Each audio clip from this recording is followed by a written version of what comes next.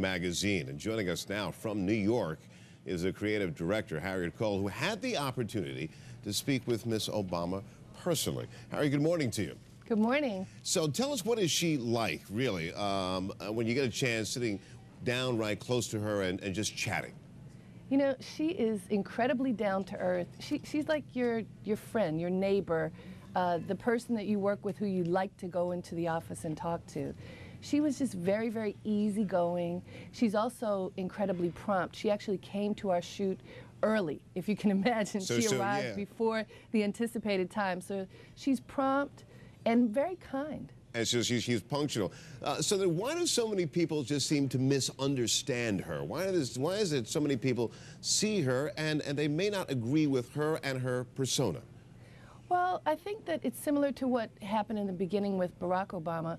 Many people don't know her. You know, she hasn't been on the scene for a long time. And as she said, once you get to know me, once you get to meet me, then you can judge for yourself. But generally what people do is want to give her a hug.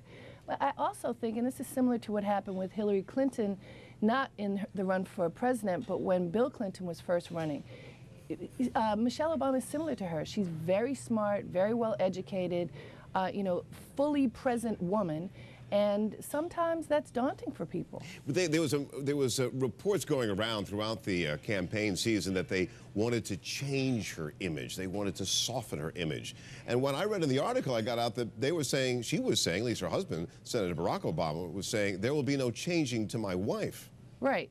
Well, you know, I was very curious about that because I'd seen many reports, as did you, about the makeover of Michelle Obama.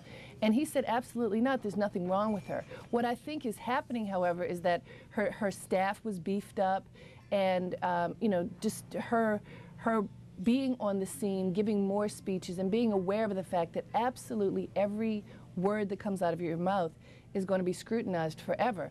But, you know, to the point of should she change, I would say that would be more dangerous. You don't want someone to change with the wind.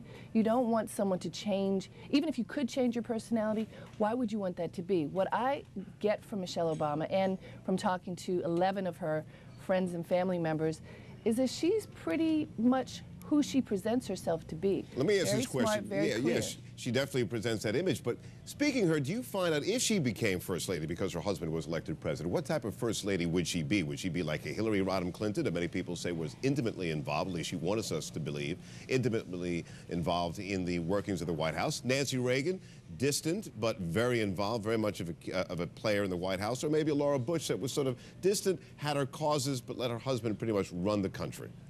Well, I think that Michelle Obama has made it very clear that she is not interested in even attempting to run the country. She trusts that that would be her husband's job. I think, as Barack Obama has said, she is his greatest confidant, as would be right in a good marriage, that a husband and wife would talk about the important things. But she made it clear to me that her first job is mom-in-chief. That's what she called it.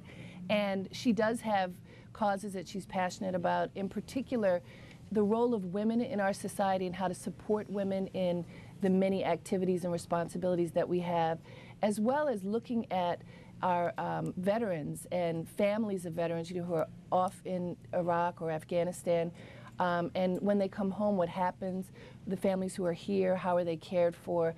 So she mentioned a couple of causes that she's passionate about, but her family is the #1 cause. I want to close with this question, and the producer working with me said, look, I got to ask this question if you could, and that is, did she arrive with an entourage, and was there people at a beck and call for everything she needs, or is she a person who comes in and carries her own briefcase, sits down, says, let's chat?